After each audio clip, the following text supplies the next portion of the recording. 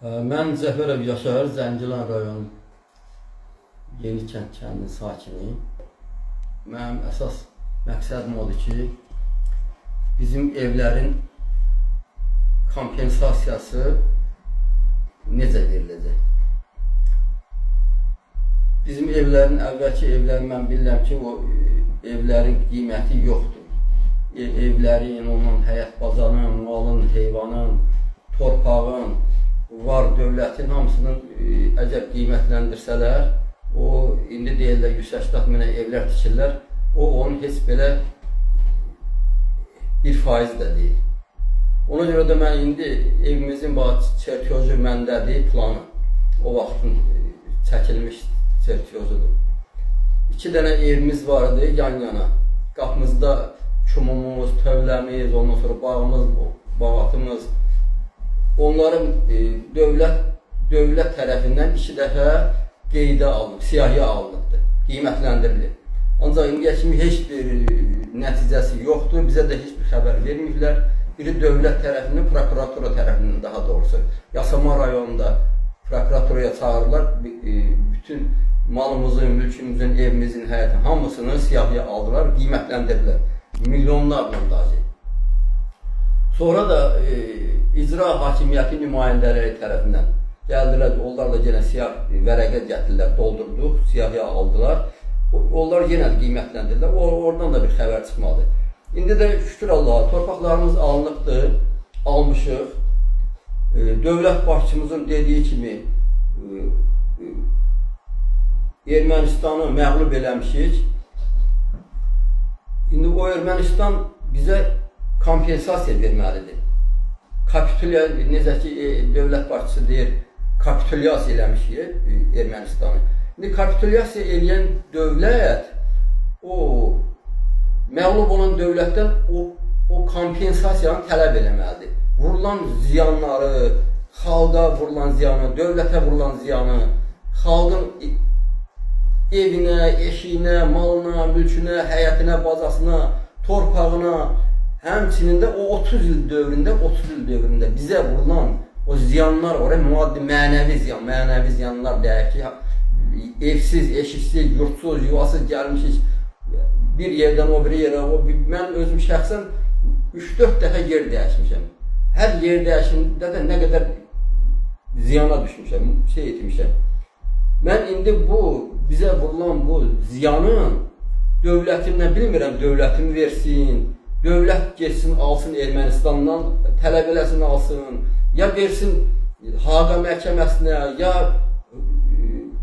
BMT-yə versin, ya ölkədə, dünyada belə bir məhkəmə var, əlbəttə var ki, dəyən ziyanı, bir dövlətə vurulan ziyanı o bir vuran dövlət ödəməlidir. O dövlətdən tələb eləsin, alsın, bizim haqqımızı versin. Bizim haqqımızı versin, bizə dəyən maddi, mənəvi ziyanı versin. Bizim nə qədər əziyyətlər çəkmişik, nə qədər zülmlər çəkmişik. Qaçqınlıqdan bəri dediyim kimi götürə bilmədiyimiz evimizi, eşiyimizi, malımızı, dövlətimizi, sərvətimizi, torpağımız qaldı. Nə qədər 30 ildə biz o torpaqları əkib, becərib, istifadə edə bilərdik, malımız getdi. Bax, bunun kompensasiyonu istəyirəm mən. Mən bu dövlətdən istəyirəm. Bilmirəm, dövlət hardan alır, alsın, hardan verir, versin, istəyir Ermənistandan alsın, tələb eləsin, istəyir dünya təşkilatları var, hüquq təşkilatları, onlardan tələb eləsin, alsın, bizə dəyən ziyanı ödəsinlər, biz ölməmiş, biz bu dünyada köçməmiş, mən istəyirəm o kompensasiyanı, görüm. O tikilən ev bizə dəyən ziyanın heç 1% deyil. O 180 minlik deyil ev tikirləri. O torpaq bizim dədə-baba torpaqlarımızdır. O bizə verilən torpaq var, indi verilir. Onlar bizim dədə-baba torpağımızdır, yurdumuzdur. Biz indi orada qayıdırıq, o torpaqlar bizim haqqımızdır, hüququmuzdur, bizə verilməli. Amma bizə nə qədər ki ziyan dəyib, 30 ildə nə qədər bizə maddi, mənəvi ziyan dəyib, onun kompensasiyonu istəyirik. İkinci də ki, biz qayıdıb o yurtda dədə-baba yurdumuzda əgər yaşasaq, bizə tikilən o ev, deyirlər 180 minlik evdir. Ben gedib baxmışam, vallahi orada 180 minlik heç o 5 dənə evi birləşdirsən, gələr 180 minə çatmaz. 180 minə Bakıda bir dənə böyük bir villa girmək olar. O 180 minə əgər onlar gələn il əgər bizim evimizi tikib verməsələr, pulumuzu versinlər özümüzə, biz özümüz gedib başımıza çarə qılaq, özümüz tikək. Onlar planı versin, biz o planın əsasında evimizi tikək. Yolların kəsinlər, o kommunikasiya xətlərinin kəsinlər, qazın, işığın, su başımızın üstünə gedir. Su bizə, hər tərəfimiz sudur. Belə qazırıq, bulaqlar çıxır bizdə. Bunu mən tələb edirəm. Daha doğrusu bizim kəndimiz tələb edir ki, öz kəndimizin yerində bizim evlərimizi tiksinlər, Ağalı kimi, o biriki kimi gətirib çayın ərazisində tikməsinlər. Ağalı ilə Məmmədbəyli gəlib çayın ərazisində tikilib. O çay nə vaxtsa daşacaq, o kəndləri yuyub aparacaq. Biz bunu istəmirik. Biz istəyirik ki, bizim kəndimizi öz yerində, dədə-baba yerində, yurtunda tiksinlər.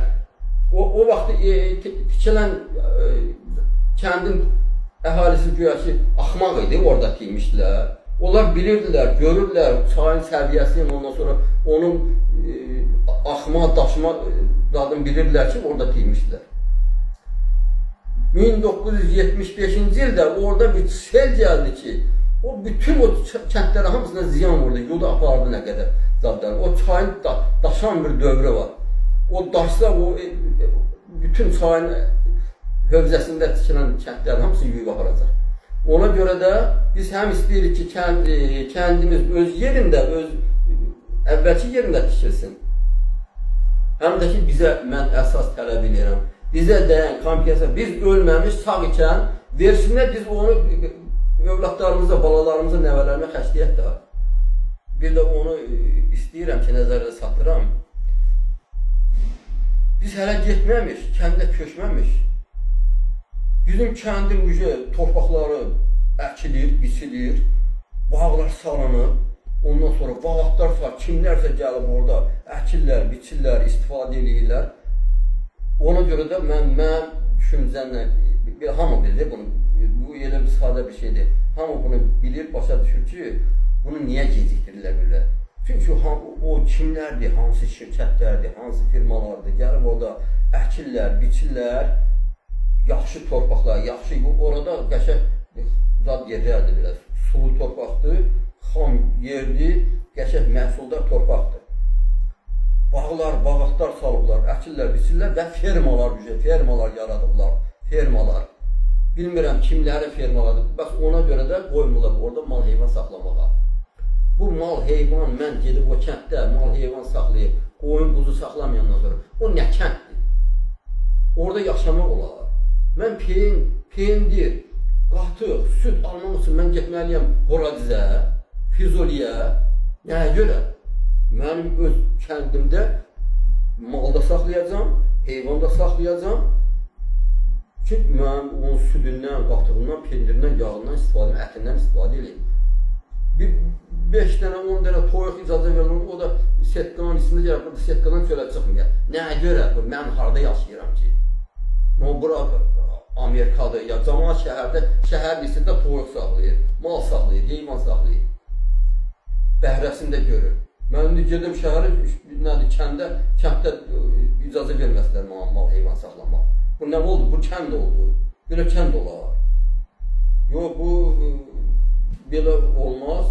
Biz buna etiraz edirik və biz bildiririk ki, biz kəndə qayıdandan sonra orada olan bizim torpaqlarımızın hamısını bölüb pay torpaqlarını versinlər, özümüz əkək, özümüz biçək. Da kimdir orada bağlar, zadlar, yığışdırsın o bağları, zadları, malları, heyvanları, biz qaydacaq kəndimizə, kəndimizin torpaq sahəsi var, otlaq sahəsi var, dağı, dərəsi var. Kimsə gəlib orada sürü saxlayacaq, mən onu alacaq zada, mən orada ixtiyarım yoxdur ki, dədə-baba torpağıma, mal, heyvan saxlama mənim ixtiyarım yoxdur. Ona görə də belə şeylər xahiş edirik ki, tələb edirik. Biz tələb edirik ki, belə şeylər olmasın bir daha. Mən gedib orada öz həyatımda 5-10 ağac əkib beceremeyeceğim ki, nədir burada kimsə bağı var, bağatı var, ərik bağları var, zəngin, alma bağları var, ən yaxşı torpaqları alıblar, mənimsəyiblər, bu bağ salıblar. Bilmirəm kimdir. Ona görə də biz ora köçəndə torpaqlarımızı tələb edəcəyik. Pay torpaqları versinlər, özümüz əkib, özümüz